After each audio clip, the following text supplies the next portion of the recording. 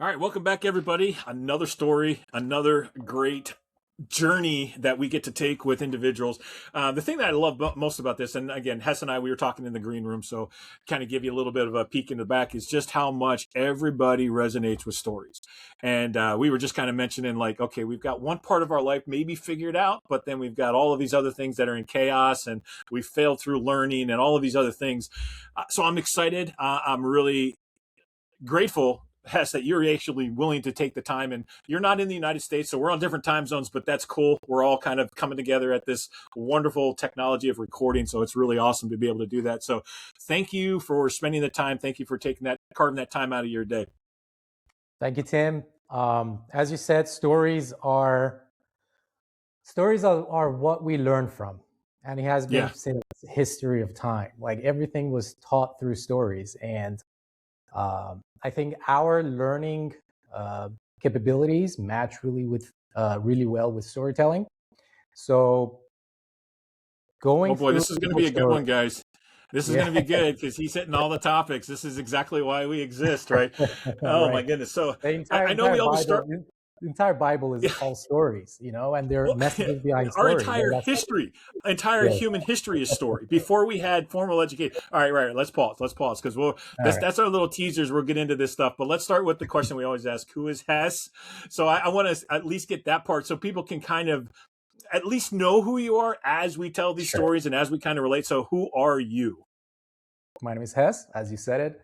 I'm originally Iranian, Persian, and I've been living in three continents for my entire life. I lived in the U.S. for 2.5 years. I lived in Michigan, actually, East Lansing. Ah, Uh, yeah, I went to MSU. I lived in Europe, Cyprus. It's a Greek island that is a country of its own. And obviously, my childhood was, I grew up in Iran. So I lived mm, many places. And at the moment, following a digital nomadism lifestyle. So I'm traveling every 2 months. I'm in a different location in the world. wow. Like last October, I was brave enough to sell everything I own in my Oh life. boy. I sold everything in October, and I packed my bag, fit everything in one large 70-liter backpack, one carry-on, and I just hit the road. Yeah. Wow. Because I felt like where I was and the bubble I was living in didn't have all the answers I wanted. I couldn't Mm, meet the people I wanted to meet. There were more life out there for me to explore. So yeah. I packed my bag, went to Central America, started from Mexico, went down country by country, one by one, till Costa Rica. So the entire Central America. Right now I'm in Egypt, so I'm in a different continent. Right. And I have done around 30 countries so far. So Wow. Wow. um, Well, I do have to ask though, since you were in Michigan, did you make it up in northern Michigan? Because if you were just in southern Michigan, you didn't really experience Michigan. not really. The thing Oh is, no. I Oh no. just You have to come I back. went to college there. I just went to MSU Yeah. and explored a bit, but not much. I was Yeah. mostly on campus. So the beauty of our state is all we call it above the knuckles, right? So and anybody Yeah, that's from the US, they kind of so anything that's above the knuckles, which is what I would consider more of our wilderness area, that's where our true beauty lies with Michigan. So if you miss mhm. that, you missed a big chunk of who we are. But I guess I that's need all to right. You come can come back. back. You need to come back. You need to come back. Yeah, We can I've take you got up into so the many UP, friends I which need to meet. Yeah, it's awesome. yeah. So let's get back to this conversation in regards to stories, and I'm glad you actually opened with that because you're Mhm. right. Our entire human history is it revolves around stories. And before we had proper education, the way that we learned how to do life, the way that we learned how to connect with people was through these stories. And yet now in our formal education, it's about facts and figures. And I'm not saying that, I'm not trying to poo poo that stuff. I'm not trying to demean that stuff. There is some value there, but we've really neglected this whole concept of stories and how to learn about our history, about how to act and how to operate and how to interact with other cultures. We've lost that. So why do you say that the stories are critical? What have you found that experience? And then we can kind of go into some of the, I'm probably taking a rabbit trail here just so we're clear, but I really think this is a valuable topic, and looking at stories as a way to grow ourselves personally, grow Mhm. our leadership skills, that's really absolutely key. I believe when someone's telling you a story, they leaving enough space for you to use your imagination to Mm, understand your own version of that information, right? When you're talking facts, when you're talking numbers, charts, yep. it's exact information. So whatever is delivered by the other person is received exactly the same for you. I believe when you tell a story, you allow the other person to mix that information with his or her own background, experiences, story, his own or her own stories, Yeah. and create a version that is accepted by that person's mind, right? So Yep. when you're giving a story, when you're telling a story to somebody, you're not actually pushing an information to that person. You're allowing that person to receive however he or she wants it, right? So I see, because of that reason, stories are very powerful, and we need more of them. Yeah. Instead of facts and numbers, we need more of stories backed by facts and numbers. So I personally, most of the information that I know right now, that I remember from my teenagehood, adulthood, whatever, are in a form of stories. Yeah. So whenever I jump, for example, I go on stage, deliver a keynote, deliver a workshop, whatever I'm doing, I try to shape it in stories so that people can remember it. And it's like, oh yeah, he messed up in that in that time, in that place. He Right. learned that, and because of that, this happened, and then it's just like it's memorable. Yeah. Yeah. Are you a fan of the Lord of the Rings? I watched him, but not really. No, All right. Well, I didn't there's get this obsessed part in with there, that. and when we're talking about these stories, there's a part in there when all hope looks lost and the outcome looks bleak, and Samwise Gamgee, who's the guy that walks with Frodo all the way through, he Hmm. says, "I wonder, Mister Frodo, if we're in the middle of a story and people don't realize that they're in the middle of this story." And I wish I could quote it verbatim because it's such a key element about this story aspect. But when you're in the middle of it, so often we don't realize that we're in the middle of a story. Hmm. Now, we reading the Lord of the Rings, we know the outcome and how everything turns out for good. But in the middle of that, they're in that struggle. They're trying to get up this mountain to be able to do it. And it looks absolutely hopeless. And it's Hmm. just like, I wonder if we're in the middle of a story. And if other people are reading this and wondering how the outcome's going to be. And I sometimes look at that in my own life, and we're talking about some of our failures and things that we messed up. And it's like, man, that's so true. We're in the middle of our stories and we're telling these stories. And that's how, like you said, people remember, they relate to that. So let's tell some of your story. Let's tell some of what you thought things were going to be like before you set out on your adventure, and then what changed. Right. Well, I grew up in a very entrepreneurial family. My dad was, I mean, he was employed somewhere, but he had an entrepreneurial mindset. So I watched my mom and dad doing their own things, starting from scratch and building their own businesses and projects. So I grew up in that kind of environment, and then so I immediately know I'm gonna run my own business. I'm gonna, do my own projects, even in high So was that an school. assumption, or was that kind of placed on you as like an expectation, or was it just like, hey, No, that's just how it's going to? actually, they were telling me that I need to get a job. So I don't know Oh. why, but they were super entrepreneurial, but they were pushing me to get a job. Mm. They were like, you got to follow the path. You got to go to the university, get your college degree, go get a secure job, and, Yeah, have kids, have that's family. society's journey for most a lot of Yeah. people. Yeah. So, um, to be honest, I always loved creating stuff. And then I got hired in my first and last job. I worked for somebody for one job only for like 9 months. You found like, that's not for Uh, me. yeah, and when I was there, I had a lot of ideas about. It was like an e-learning platform for a university, Okay. and that's back in like 2014, which is like early stage of e-learning. Um, and we were developing. I was a tech developer. I was completely like senior developer developing products. So we developed e-learning platform for this university in Cyprus. And we also had access to their financial numbers because it was part of the platform we were developing. And we saw that in one semester, they made $500,000 starting to sell e-learning courses. And we saw how our product is, generating revenue for the university with minimum amount of effort. And we knew how much work was done at the back, and we saw the revenue coming in and increasing every year, right? So I saw that, and then we were promised a bonus as well. And I got pretty disappointed of what the check that I got for that bonus. So I quit immediately. Especially when you're seeing the dollars and cents. Yes, exactly. I can tell it was three digits. So imagine. So I was like, you know what? If I managed to build something that made €500,000, it's euros constant currency. If I made a product that made €500,000, then I can do it on my own. And plus, I can get my own ideas implemented instead of needing to always report to somebody, have my ideas dying on daily basis. I can make it on my own. Like it's not a big deal. However, I got a bit cocky there. I got too overconfident because of that.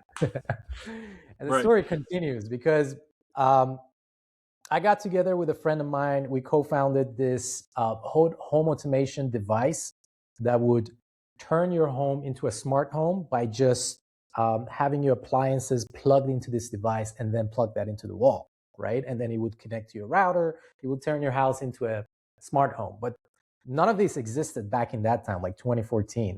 Right. It was the era that smart homes were like popping up and all that.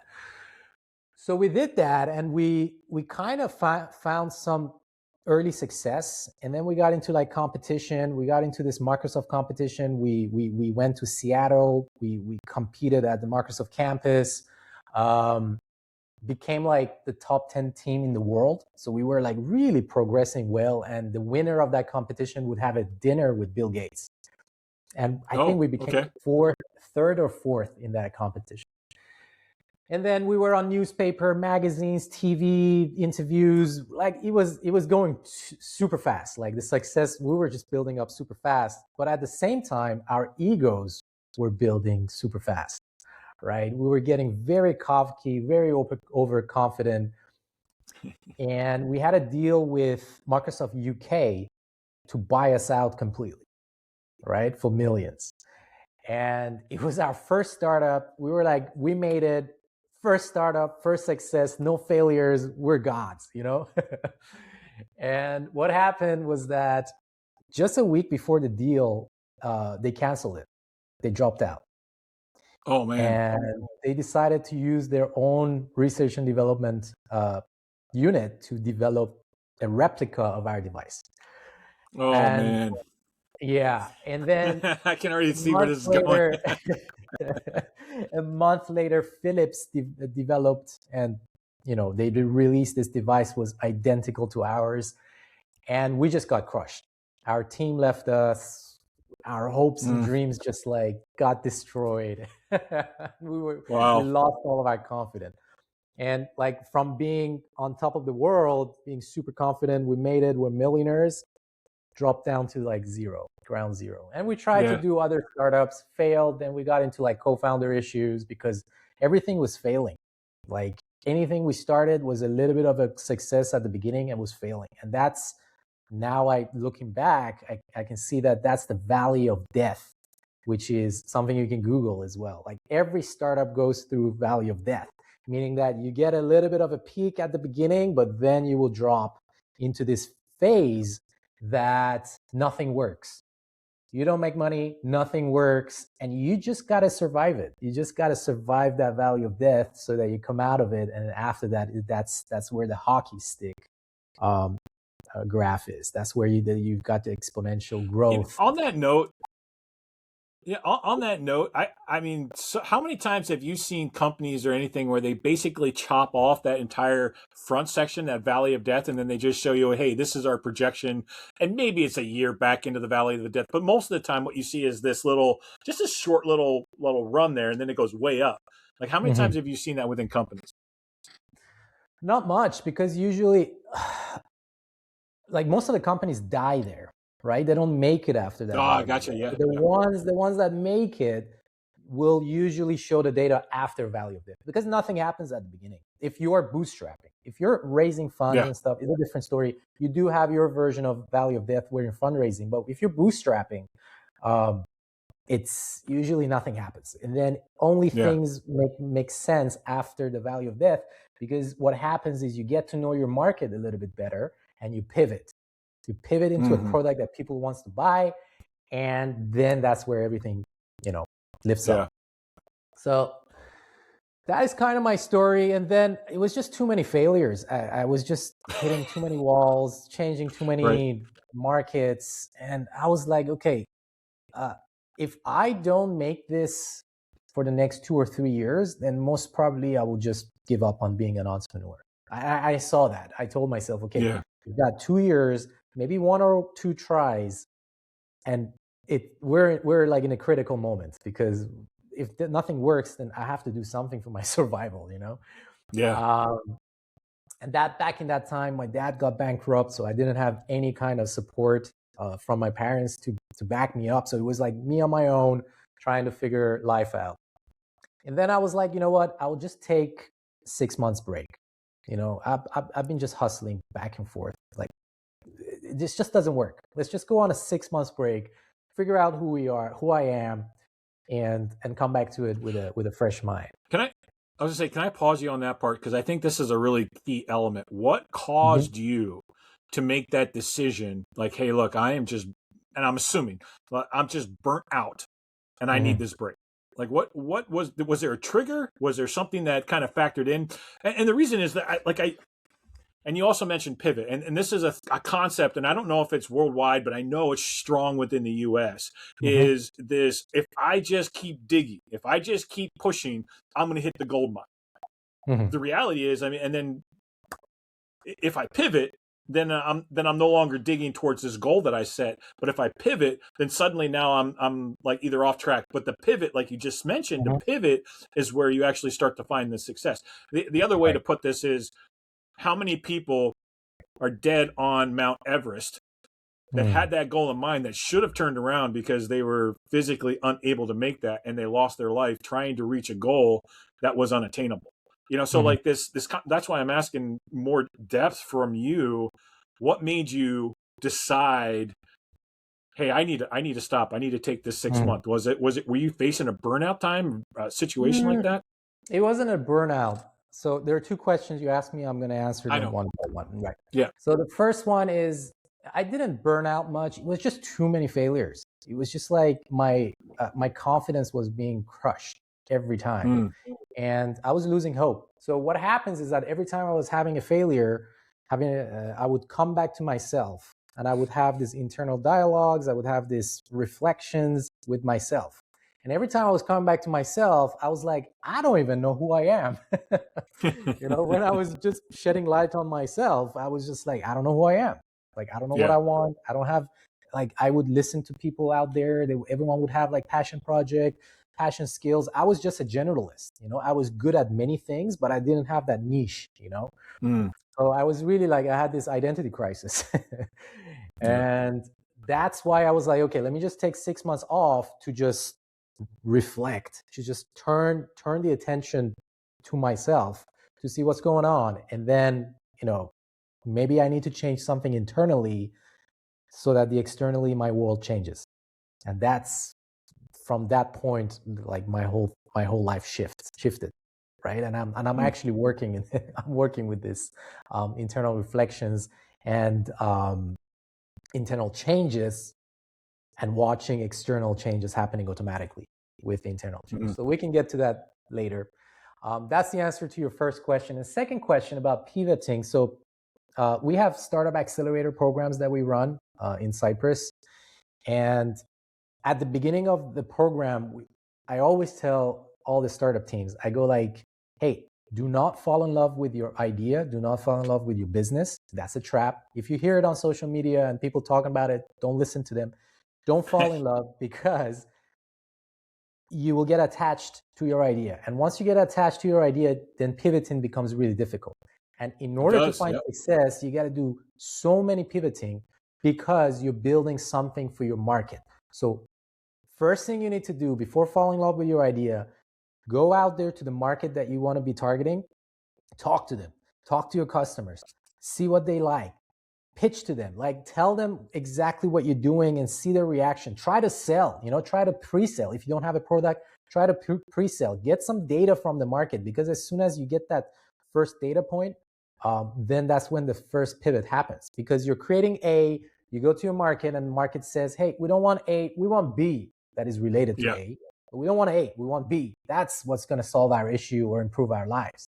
And then you come back to your board, to your whiteboard, and then you pivot to serve solution B. So in order to do that, you need to be detached to your idea, because if you're attached, like I was attached to so many of my ideas, and I was not willing to pivot. I was not willing to change my methods and my concepts and my products and my softwares. So that trapped me. That was one of my biggest failures. I had one startups. We raised some small amount of seed funding from an angel investor, and we were developing this product for a year in our office without even going out there.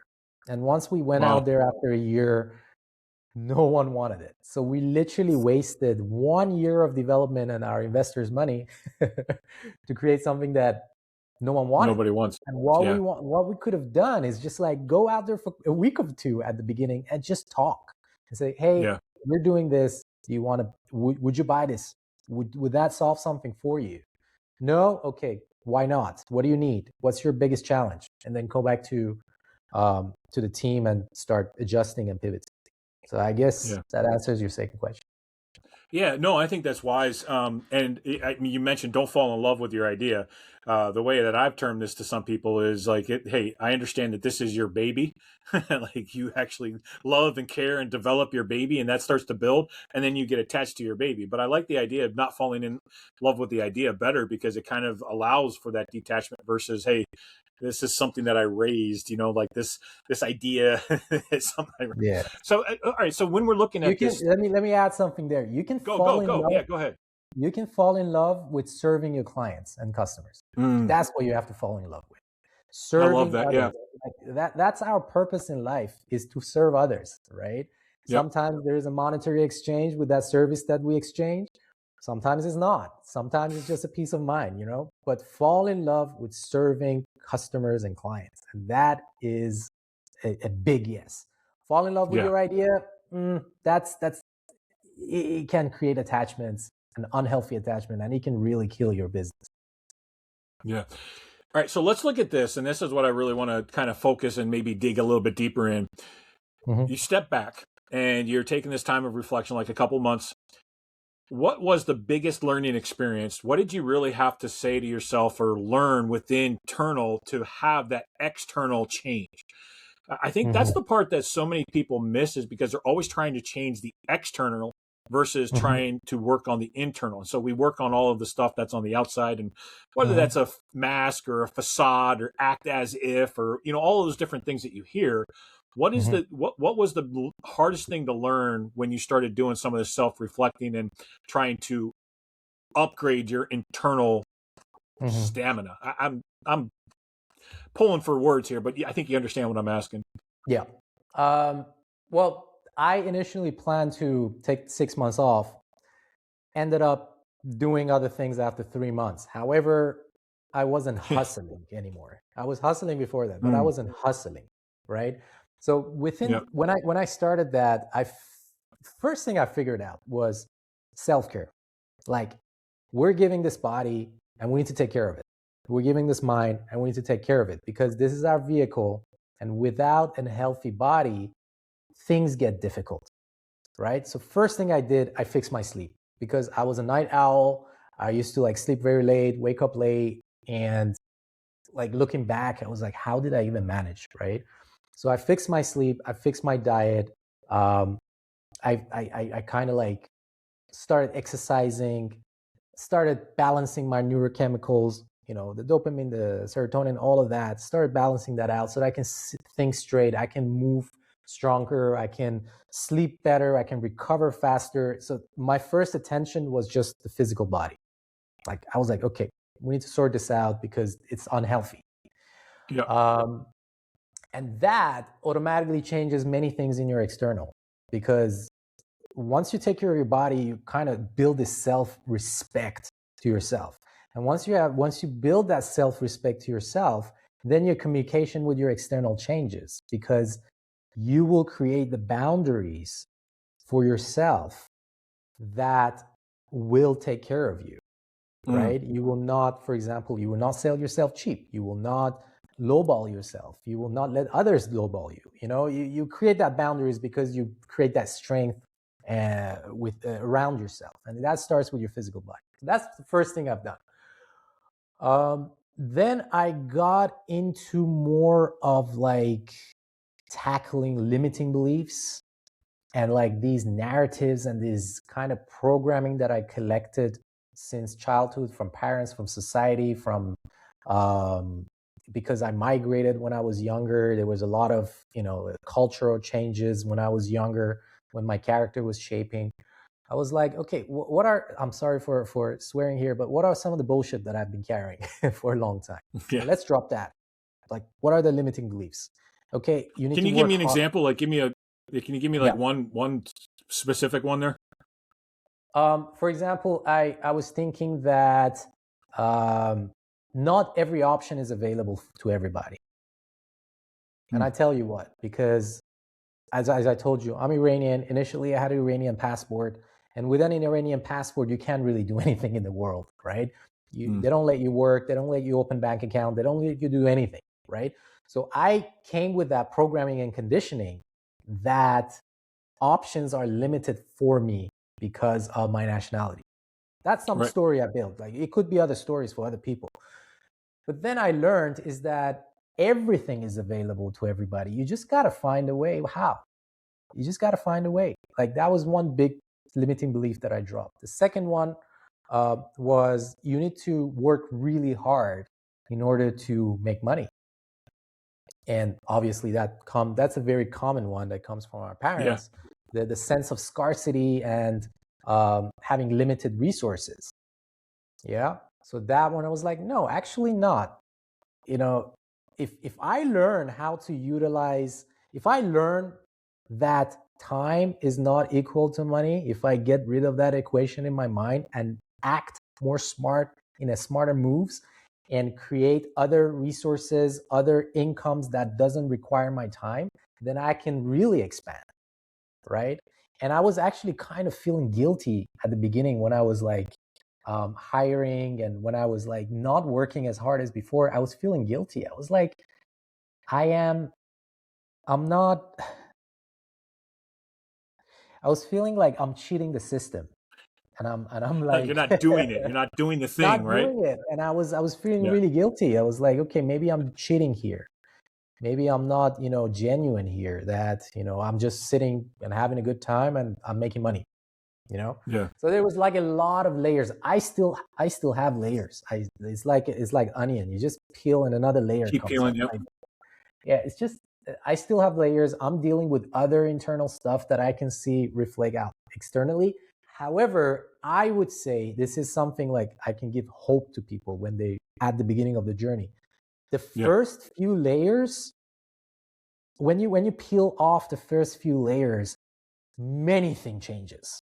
Like the effect of peeling the first few layers of the internal bullshit and blah blahs in your system can change many things externally.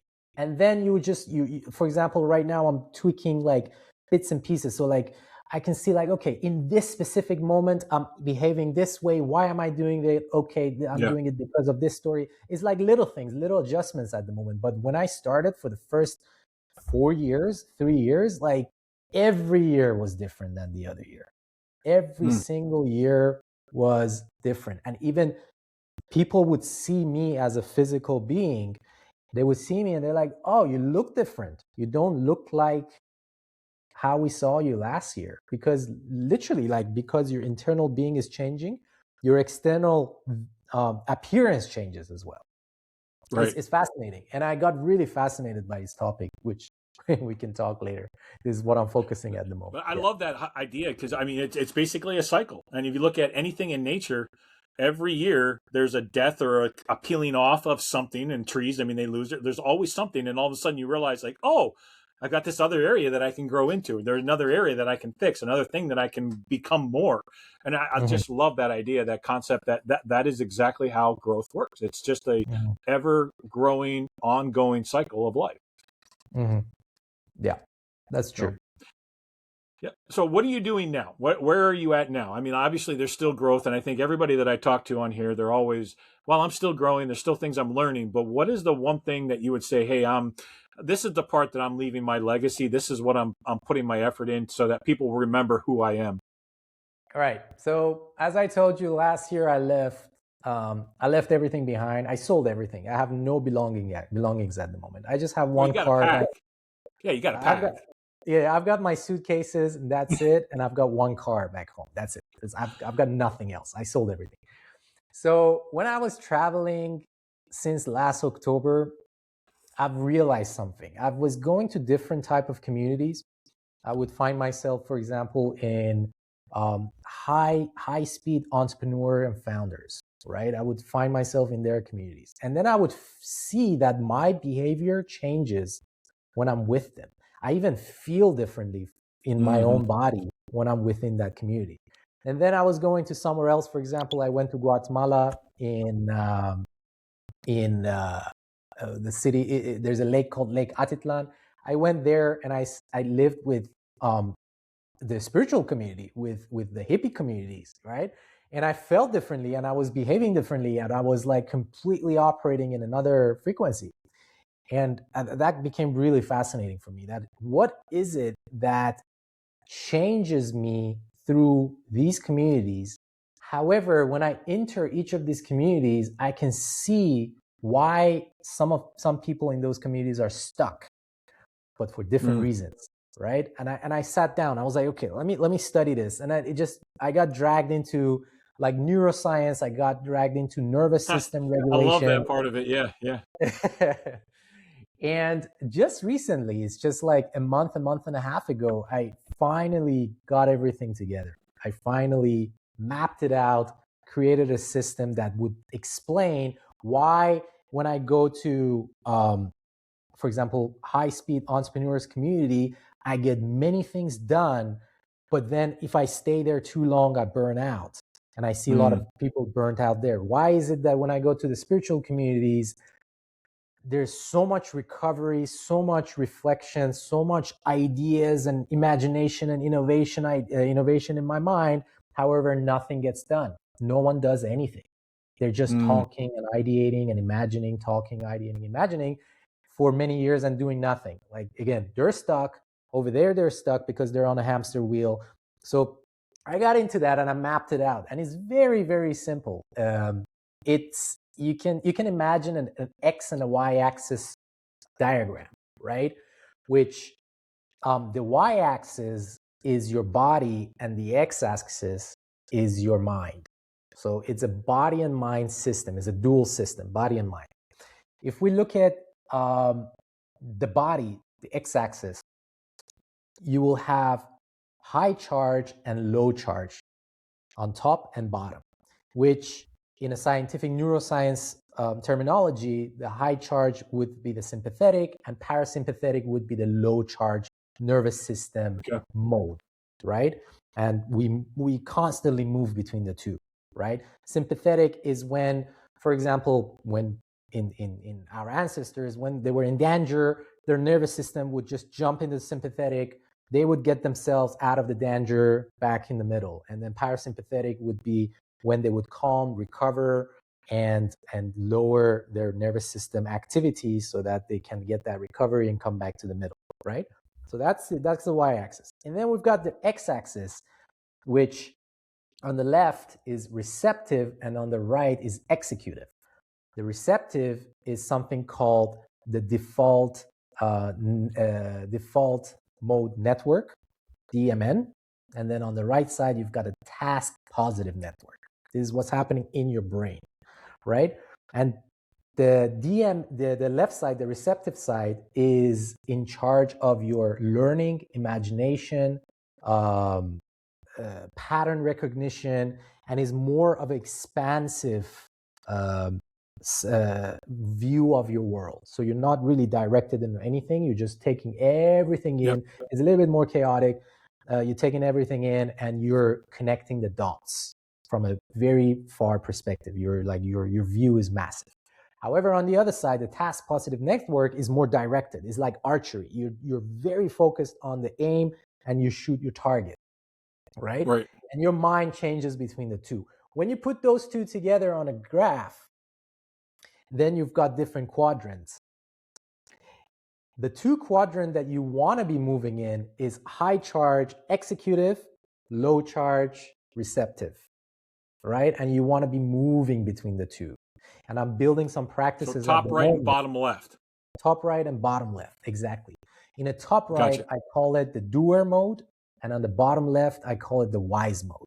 These are the two regions that you can go, but you always have to come back to the middle because your system will burn out or you get overwhelmed, right? So what I'm doing right now is teaching, building tools so that you intentionally move to different quadrants for what's needed in your life. Do you need to get things done? Then I work with the practices and the tools and the protocols to shift you to the top right quadrant, to the doers mode. And if you just need recovery, ideation, creativity, imagination, then there are activities that can boost you down. Right. So many people just don't know how their system works, and they just either live in one of these quadrants for so long. For example, if you look at the high performing entrepreneurs, yes, they're getting so many things done on the top right quadrant.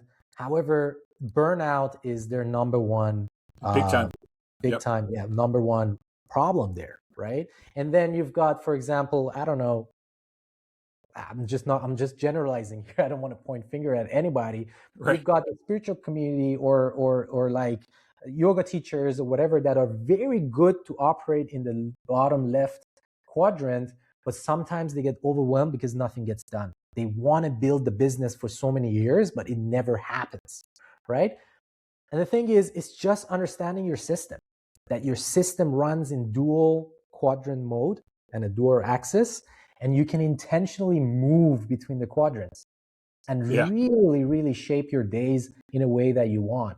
And first of all, assess yourself where you are usually, and if that's a little bit extreme, that can cause problems, so that you can readjust yourself back to the center, and then intentionally, depending on what you have on a daily basis, to switch between the quadrants. So that's my work. It's called the organic technology. Yeah.